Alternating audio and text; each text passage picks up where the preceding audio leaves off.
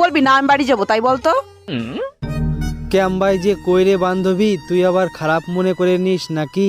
আরে বল না, আমি কিছু মনে করব না। ক্যাম্বাই যে কইরে, আই লাভ ইউ। अच्छा তুই ভাবলি কি করে তোর সঙ্গে আমার রিলেশন হবে? তোর নিচেরটাই তো ছোট। দেখ, ছোট বড় আসল কথা না রে বান্ধবী, এই জায়গা অন্য একটা গল্প আছে।